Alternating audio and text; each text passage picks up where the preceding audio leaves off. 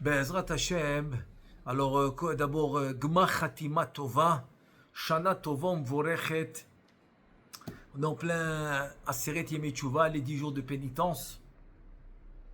Alors peut-être, ça serait bien qu'on fasse un peu l'Haftara de Yona. C'est l'Haftara qu'on fait à Mincha de Yom Kippourim. Selon le Zohar à Kadosh, une Haftara extraordinaire qui va parler depuis que la Neshama descend dans ce monde jusqu'à Triat HaMetim. Depuis que la Neshama descend dans ce monde jusqu'à Triat HaMetim, tout est dans la Haftara de Yona qu'on fait à Mincha de Yom Kippourim. Extraordinaire. Donc c'est le Zohar à Kadosh. Alors Bezrat Hashem, on commence. Il nous dit le Zohar à Kadosh, Acha Itlan Semer Be'alma. Ça veut dire que quoi? Que dans l'histoire de Yona, un Navi qui va s'enfuir parce qu'il veut pas faire il veut pas faire la volonté divine d'aller à Ninvé pour annoncer ce que Hachem leur a dit, etc. Il va essayer de s'enfuir, il va être avalé par la baleine. Toute cette histoire de Yona, il te dit en fait, c'est une vision dans le monde. Ça va nous éclairer on va dire comment se déroule la venue de la Neshama et comment elle va vivre dans ce monde. Il te dit comment? Al-Ovadin divne nasha be'ay alma. Ça veut dire quoi? On va parler des actions des hommes dans ce monde. C'est-à-dire qu'est-ce qui se passe dans ce monde d'après les actions. Est-ce qu'ils sont bonnes? Est-ce qu'ils sont pas bonnes? Et c'est quoi la réaction? C'est quoi la conséquence? Alors qu'est-ce qui est la cause et qu'est-ce qui est la conséquence? Tout ça, c'est ce qu'il veut nous expliquer dans ce récit de Yona Hanavi. Yona denachat la sfina. Maintenant, qu'est-ce que ça veut dire que Yona, il descend dans le bateau? Bon, on connaît le pshat, l'histoire on connaît, mais on veut savoir d'après le Sod du Zohar à Kadosh, qu'est-ce que ça veut dire que quand le Navi, quand le prophète dans le livre de Yona, il va nous dire qu'il est parti dans le bateau. Et là-bas c'est écrit, il est descendu dans le bateau. Il te dit en fait que la Neshama va s'appeler Yona. Yona, c'est le nom de la Neshama. Le bateau, il te dit, c'est le corps de l'homme. Et la mer agitée, c'est ce monde qui est agité. Donc il dit le Zohar, Da'ihi Nishmata de Barnash, donc voilà la Neshama de l'homme qui s'appelle Yona. Denarta le'ay alma le'meheve begufa de Barnash. Donc cette Neshama qui s'appelle Yona va descendre dans le bateau qui est le corps de l'homme qui est dans ce monde. Donc elle va descendre dans ce monde, dans le corps de l'homme. Donc la question, Amai itkere Yona. Donc il pose la question, le Zohar Kadosh, pourquoi la Neshama elle s'appelle Yona? Première question. Et non, pardon, c'est pour l'instant c'est la question par rapport à la Neshama. Pourquoi la Neshama elle s'appelle Yona? La réponse du Zohar Kadosh, il te dit Begin de Kevan d'Ishtatafat Begufa. Ishtatafat, ça vient du mot, l'Ishtatef, c'est du mot s'associer. Ça veut dire que la réponse, c'est la suivante. La réponse, c'est que la Neshama va s'associer et va s'habiller dans le corps. Donc il y aura une association qui va se faire entre la Neshama et le corps. Et donc, alors pourquoi c'est Yona? Quel rapport avec Yona? Il te dit parce que le corps, il est matériel, il est physique. Et il va tromper la Neshama, que la Neshama est spirituelle. C'est-à-dire que le corps va chercher des activités ou va chercher des plaisirs dans ce monde matériel et ça va s'appeler une Hona'a. Hona'a, c'est ce qui est écrit dans la Gemara. Dans la Gemara et le Shulchan Aruch, il ramène ça comme halacha. Hona'a, en fait, c'est quand tu vas tromper dans une affaire, tu vas tromper l'autre. C'est-à-dire que si la chose, par exemple, elle vaut 100 shekels, tu vas lui dire ça vaut 120, donc tu lui as fait une ona'a de 20 shekels. Donc c'est tromper l'autre. C'est tromper. Tu peux dire, attends, mais il a accepté de le payer, il a accepté de l'acheter. Oui, parce qu'il pensait que c'était le prix. Mais en fait, ça s'appelle c'est une tromperie. Il l'a trompé. Donc il y a des cas où il faut rendre, il y a des cas où on peut annuler l'affaire, etc. Tout ça va s'appeler ona'a. Il te dit que Yona, ça vient du mot Hona'a, que le corps va tromper la Neshama. Keden Yona Be'ay Alma. Il te dit, c'est pour cela qu'elle s'appelle Yona dans ce monde. Dans ce monde, elle s'appelle Yona Honaa. Parce qu'elle se fait tromper par le corps. Le corps va tirer la Neshama dans des activités et dans des actions que la Neshama n'a aucun plaisir, ni dans ses activités, ni dans ses actions, si ça n'a rien à voir avec la Torah et les mitzvot. Donc tout ce qui n'a rien à voir avec Torah ou mitzvot, ça s'appelle Onaa, ça s'appelle que le corps, Kaviachol, il va tromper la Neshama. Il te dit Kema de Itmar, comme le pasuk qui dit, Velo tonu ish et amito, et donc le pasuk qui nous dit ne trompe pas ish et amito, quelqu'un de amito, c'est-à-dire quelqu'un de ton peuple, et donc c'est-à-dire un juif n'a pas le droit de tromper un juif. Et donc ça veut dire que quoi? C'est que dans le remez, dans l'allusion, le pasuk qui vient parler au corps, il lui dit tu n'as pas le droit de tromper ta neshama. Ta neshama a besoin de nourriture spirituelle, c'est ce qu'elle attend, c'est ce qu'elle a besoin, et c'est la raison pour laquelle elle est venue s'associer avec le corps, parce qu'il n'y a que dans ce monde, il n'y a que dans ce monde qu'elle peut réaliser son but. Urden barnash azil be'ay alma. Alors l'homme, il va aller dans ce monde, kasfina bego yama rabba de chashivat leitabara. Donc là, le bateau, il va aller dans la mer, comme si maintenant le bateau, il va dans une mer agitée. Donc c'est comme si maintenant le bateau, il va se casser. Donc il te dit la neshama dans le corps, qui est dans ce monde qui est très agité. C'est comme le bateau dans une mer agitée. Kema de Atamar, comme le pasuk dans Yona, dans le premier chapitre de Yona, dans le premier pasuk, qui dit Yona, Ve'aonia chisheva leishaber. Dans le premier chapitre, là-bas, le pasuk qui nous dit que le bateau, elle s'est presque cassée. Et donc le corps, par les souffrances de ce monde, c'est comme si maintenant il va, et tu as l'impression qu'il va se casser. Tu as l'impression que tu ne peux plus tenir, tu as l'impression que c'est difficile à surmonter les épreuves. Donc c'est comme Chasvé Shalom, c'est comme si c'est un mot qui va se casser. Comme il nous dit par exemple le Chida Alav Shalom, que des fois l'homme il fait des soupirs. Il te dit ces soupirs-là, ils cassent la moitié du corps. Pourquoi? Parce que c'est comme un genre d'itlonénout, c'est-à-dire c'est comme un genre de quelqu'un qui se plaint. C'est comme une plainte. Le soupir, c'est comme quelqu'un qui se plaint de son sort. Il te dit toutes ces souffrances-là que l'homme n'y prend pas avec joie, parce qu'il sait qu'il est en train de réparer ce qu'il doit réparer dans ce monde. Donc ça devient des souffrances, on dirait qu'ils vont casser son corps. Donc il te dit c'est l'histoire du bateau dans la mer qui est agitée. Et ce monde, c'est la mer. Ce monde est représenté dans le machal par la mer qui est agitée. Le monde est très agité. Le bateau, c'est le corps. Et Yona, on a dit que c'est la Neshama. Et là, il nous dit le Zohar HaKadosh, ou Barnash Kad Ihu, Be'ay Alma Hate. Maintenant, qu'est-ce qui se passe quand l'homme, dans ce monde, il faute? Il faute. Donc, il y a des conséquences. Il y a des conséquences aux actions. Je voudrais couvrir une petite parenthèse, et je le mentionne plusieurs fois, comme ça soit clair. C'est-à-dire que dans la Torah, dans l'absolu, c'est pas vraiment, on peut pas appeler ça une punition.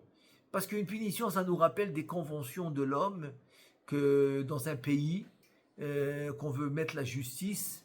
Alors, comme on veut que la justice elle soit appliquée dans le pays, donc on va faire des conventions de récompense et des conventions de punition.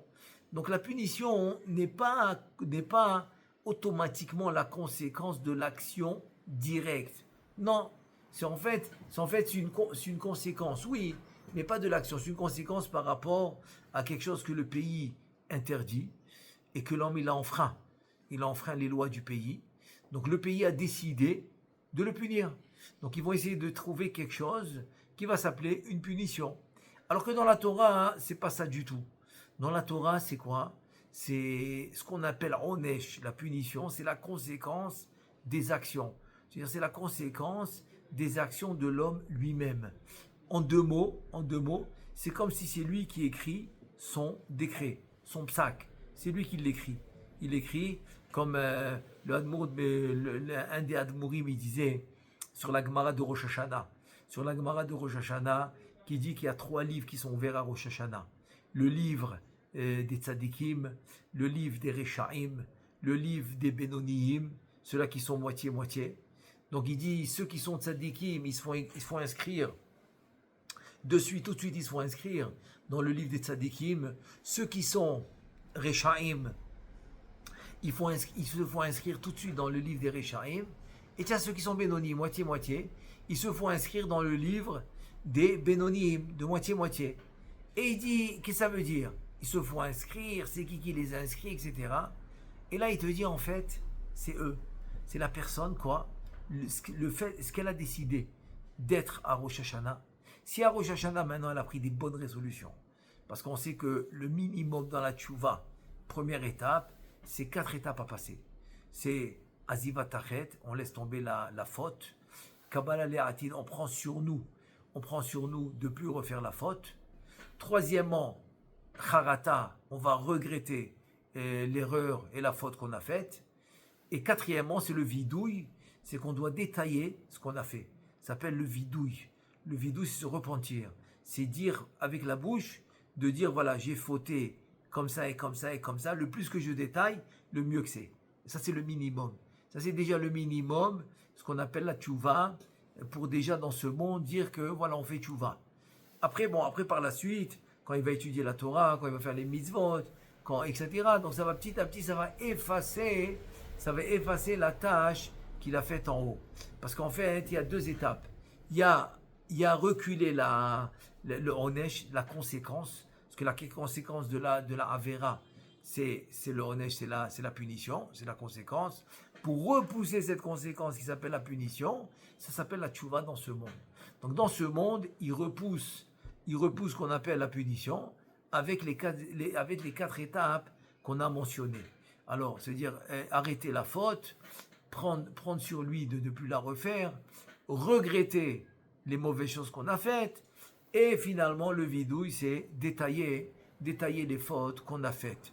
Mais il faut savoir que le Harizal il dit, et j'explique ça d'habitude par un machal, c'est comme quelqu'un, imaginez-vous, il sort par exemple à Rosh Hashanah parce que c'est là où beaucoup de personnes vont s'habiller en blanc, il est tout blanc, il sort comme ça, et voilà, il rencontre un ami, et sans faire exprès, il lui renverse du café sur le costume tout blanc.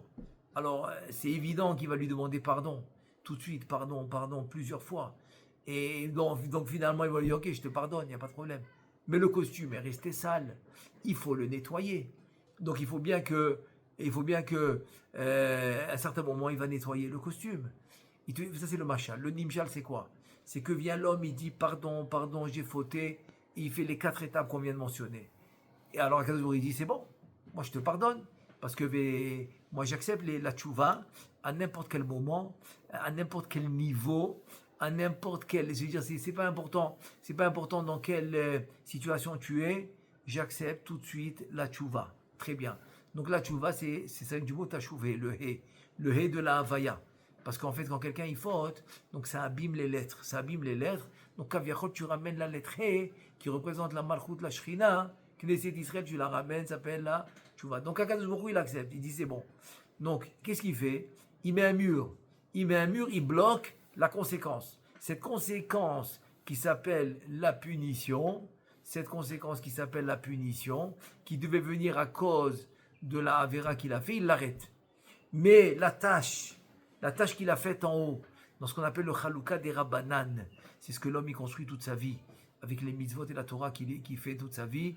Donc la tâche qu'il a salie, son Chaluka des Rabbanan, il est encore sale. Ça, il faut l'effacer. Alors, on peut l'effacer par exemple avec la Torah. Avec la Torah, on peut l'effacer. On peut l'effacer par des épreuves qu'on a pris Bessimcha, qu'on a bien réagi aux épreuves. Des fois, quelqu'un nous fait honte en public et on se tait, on ne réagit pas. Ça c'est un nettoyage, mais un nettoyage à 100%, ça c'est du sûr. Comme il dit Rabbi Nachman dans l'Ikouté Moharan, que Ishma Bizyono Veidom, c'est la vraie tchouva. La vraie tchouva où vraiment, comme il dit le Rambam, on va plus lui mentionner, on va plus mentionner à l'homme la faute qu'il a faite, etc. C'est complètement effacé. Ça c'est une tchouva extraordinaire. Voilà, donc dans tous ces cas-là, ça va effacer. En fait, ça va effacer la tâche qu'il a fait à cause de la Avera. Et peut-être j'aimerais bien ouvrir une parenthèse pour voir combien l'étude de la Torah. L'étude de la Torah vraiment va effacer la faute. Ça, j'aimerais bien ouvrir une parenthèse comme on est dans les 10 jours de pénitence, les Aseret Yimei Teshuvah. Et là, je veux lire un passage que Chazon Ovadia, Arav Ovadia Zatzal, Zecher Tzadik Libracha, il ramène dans la page Resh Yutret 218. Il dit comme ça. La Torah mechaperet avon. C'est-à-dire qu'il faut savoir que la Torah aussi est capable d'effacer la faute. Kapara, c'est une kapara, c'est-à-dire que je peux effacer complètement la faute. Il te dit, ve'ashre ashoked al dato da Torah laila veyomam. Donc c'est heureux celui qui va étudier la Torah jour et nuit, à tel point qu'il va tellement bien l'étudier qu'il va effacer ses fautes. Chez Ava Averot, Achamurod Mitkaperot Belimud, il te dit ne crois pas que c'est seulement les petites fautes qui se font effacer par le limud de la Torah, non, même les grandes fautes. Il te dit que Moshe Amou Chazal, comme ils ont dit Chachamim dans le Yalkut Shimoni, Amar Akadosh Baruch Hu Chaviv Alai Talmud Torah. Il dit Akadosh Baruch Hu. Je considère beaucoup, c'est très très très très très cher. C'est très cher à mes yeux, le limud Torah. Il te dit, chez Lachem, que vous étudiez, il parle au Am Israël, Yoter Mikol HaKorbanot Sheba Torah, plus que tous les korbanot, plus que tous les sacrifices de la Torah. C'est-à-dire que l'étude de la Torah est plus que tous les sacrifices qui sont écrits dans la Torah. Ou Mikol Azvarim Shezavar Shlomo Lefanai, on sait bien que Shlomo Ameler, et le premier jour où il a inauguré le Beth Amikdash, il a amené 1000 olot. 1000. Il te dit, je préfère la Torah que vous étudiez, plus que les 1000 korbanot que Shlomo il va m'amener. C'est pour ça que quand David Amelech il a su qu'il allait partir Shabbat, qu'il a décédé le Shabbat, et donc il a demandé à Kadosh Baruch Hu s'il peut partir le Yom Shishi, le vendredi. Kadosh Baruch Hu n'a pas accepté. Il lui a dit non. Il a dit parce qu'un jour que tu étudies la Torah, ça vaut plus que les 1000 l'offrande, que les 1000 sacrifices que Shlomo il va faire quand il va régner après toi. Donc je peux pas perdre un jour de Torah que tu étudies. Comme ça, Kadosh Baruch Hu a répondu à David Ameler. Donc c'est pour ça qu'il voulait pas reculer. Il a attendu jusqu'à Shabbat pour gagner encore un jour d'étude de Torah de David Ameler. Chez Nehemar, et voilà le pasouk, qui tov yom bachatzerecha, vaut mieux un jour. Bachatzerecha, c'est le Bet Midrash, c'est l'endroit de l'étude, un jour. Mais Elef Baharti, c'est quoi Elef? C'est quoi 1000? Dirtiv, il te dit le pasouk, Elef Olot, Ya'ale Shlomo. Les 1000 offrandes, les 1000 sacrifices que Shlomo il va amener. Vechen Amrou, et comme il dit dans la Gemara, Amrou Berosh Hashanah, dans la Gemara de Rosh Hashanah, la page 18a, il te dit Bezevachu mincha eno mitkaper, aval mitkaper ou batorah. Ça veut dire que la Gemara nous raconte dans la descendance de Élie, à cause de Chofni ou Pinchas, les enfants de Élie, ce qu'ils faisaient au Beth Amikdash, ils profitaient de leur position pour faire ce qu'ils voulaient dans les korbanot, pour prendre ce qu'ils voulaient, etc. Donc ils ont été punis très rigoureusement, et c'est pour ça qu'ils vivaient pas longtemps. Ils vivaient à peu près 18 ans à peu près. À l'âge de 18 ans, ils partaient. Et vient la Gemara et te dit que la descendance de Elia Cohen, ok, et même s'ils amènent beaucoup d'offrandes, ils sont pas pardonnés. Ils partent quand même vers l'âge de 18 ans. Mais s'ils étudient la Torah, ils vont vivre plus longtemps. Et la Gemara elle ramène sur Abaye Verava, elle dit que il a étudié la Torah, donc il a vécu 40 ans, c'est-à-dire 22 ans de plus que 18. Il y en a un qui a vécu jusqu'à 60 ans. 42 ans de plus. Pourquoi? Parce que celui qui a vécu 22 ans de plus, c'est parce qu'il a étudié la Torah. Donc la Torah l'a gardé encore 22 ans vivant. Et celui qui a vécu 60 ans, 42 ans de plus, c'est parce qu'il a fait la Torah et Gmilut Chasadim. Donc la Torah et Gmilut Chasadim lui a donné 42 ans de plus à vivre. Et c'est pour ça que la Torah et la Gmilut Chasadim, ça allonge la vie de l'homme. Mais s'ils avaient amené des offrandes, il dit ça suffit pas. Non, ça suffit pas. Ça suffit pas pour annuler la xéra des descendants de Élie.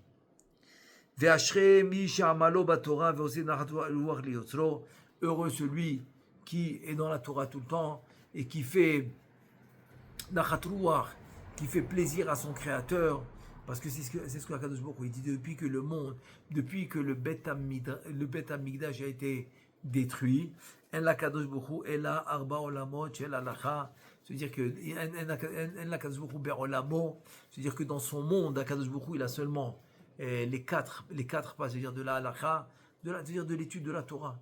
C'est ce qui rend joyeux, à Kadosh Baruch Hu. Et si maintenant quelqu'un il n'a pas le temps d'étudier parce qu'il est occupé, ça arrive, il est occupé, il fait des mitzvot, et il doit amener de la parnassa, ou bien il fait des mitzvot. Il est par exemple, il va aider dans le secours, dans Mada, etc. Donc il va être occupé. ou bien quelqu'un, par exemple, il a des grosses affaires, donc il va être très occupé. Donc il ne peut pas étudier beaucoup. Alors il y a ce qu'on appelle Issachar ou Zvulun. Et donc en deux mots, c'est comme s'il achète.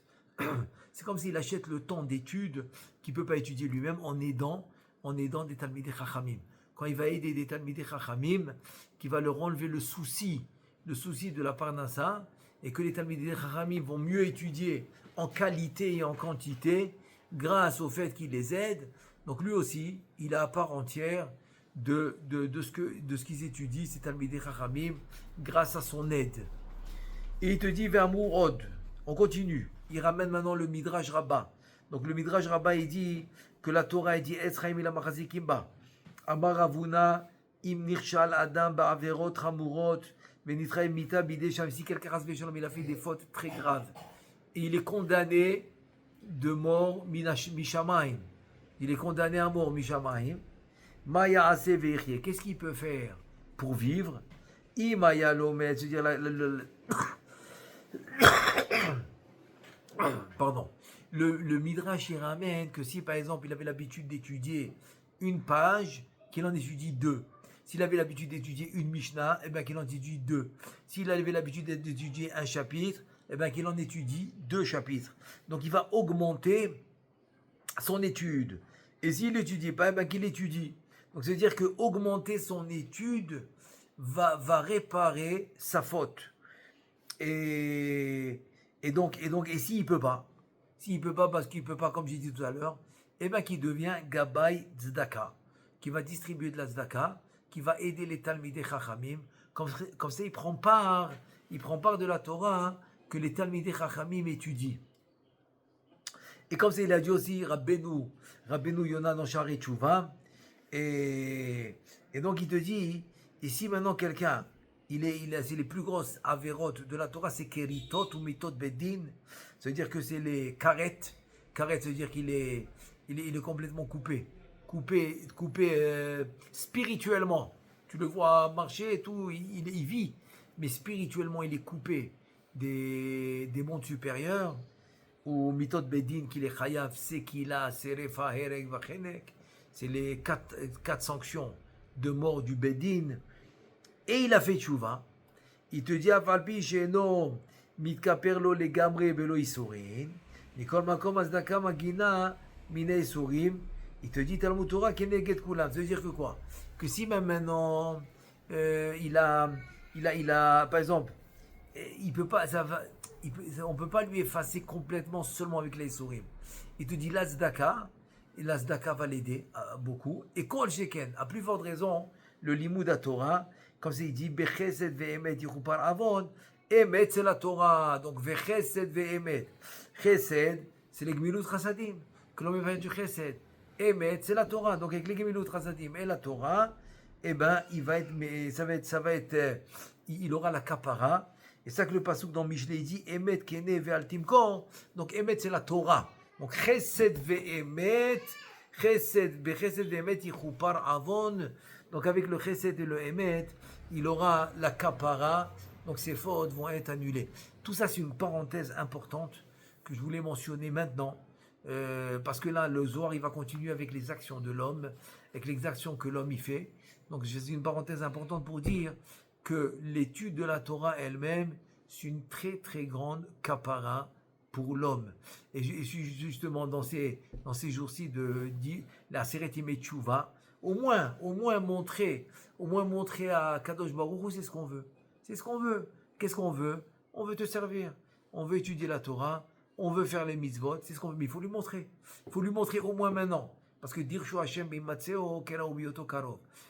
Dirshu Hashem, demander à Hashem bimatseo que tu vas le trouver. Keraou appelle le bioto karov, il est très proche. Parce que comme il est très proche de nous, c'est le moment de lui montrer. Donc c'est pour ça que ces jours-ci sont très importants pour lui montrer ça. Et là je continue le Zohar HaKadosh, ou Barnash Kad Ihu. Be'ay alma hate. Alors si l'homme dans ce monde il va fauter, donc il va penser qu'il est en train de se sauver de son créateur.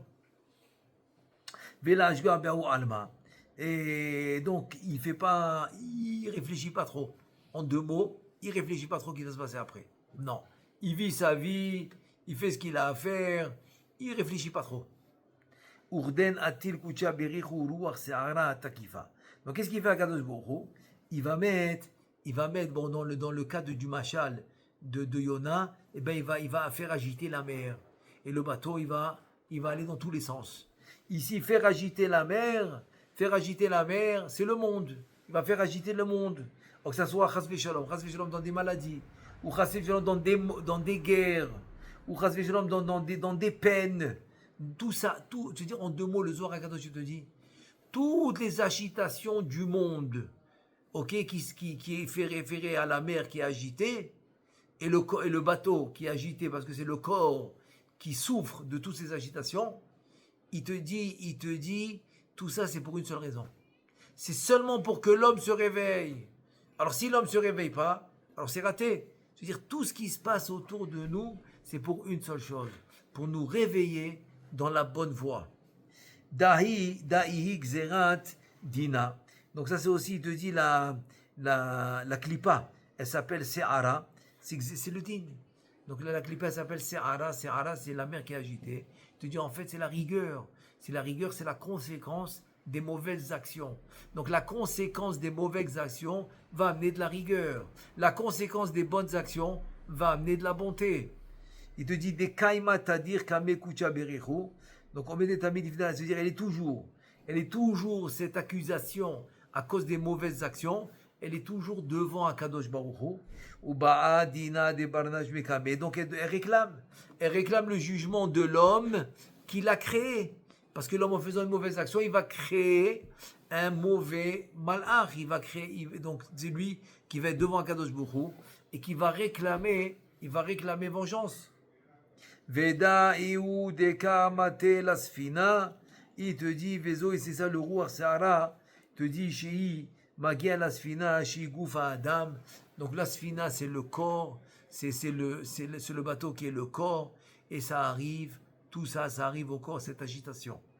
Il te dit, Ve'adkar chovoy de barnage lei tafsa, le maskir avonotav shel adam, litfos auto. En deux mots, les mauvaises forces, qui est la sitrachra, le yetzerara, etc., qu'est-ce qu'il veut? Eh bien, il veut attraper l'homme. Il veut attraper l'homme sur ses mauvaises actions pour qu'il se fasse punir. Donc là, tchouva, qu'est-ce qu'elle fait? Tout de suite, elle fait stop. Stop à la punition. C'est-à-dire, la tchouva, elle va arrêter la punition. Et après, quand il va faire la Torah et les mitzvot, ça va effacer la faute complètement. Alors, Bezrat Hashem, aujourd'hui, on va s'arrêter là. Je n'ai pas fini le Zohar Bezrat Hashem. C'est juste le début. Et je voulais juste finir avec deux sgoulottes très importants. Maintenant, les 10 jours de pénitence. Alors, la première sgoula, c'est de lire le Mizmor qu'on a lu à Rosh Hashanah avant Aleinu le Shabéach. C'est le Mizmor 24. c'est le Mizmor de Teilim, le Mizmor de Teilim 24, et c'est une grande zgoula pour la Parnassa, de le répéter, de le dire tous les jours, des Aseret mais tu vois, des 10 jours de pénitence, avec le Yiratzon, comme c'est écrit dans le livre de Rosh Hashanah. Ça c'est tous les jours, c'est bien. Ça c'est pour la Parnassa, très très bien. Et deuxièmement aussi pour la réussite Hatzlacha, le Mizmor, le chapitre 67, l'Amnatseach, Bidgedon Mizmor Shir, le lire sous la forme d'une menorah, donc sous la forme d'une menorah, devant le Echal, de le lire aussi tous les jours. C'est une grande zgoula pour la Hatzlacha, Donc voilà, c'est quelque chose de bien de faire maintenant. Et Be'ezrat Hashem, on essaye de continuer demain. Baruch Adonai Le'olam. Amen ve Amen.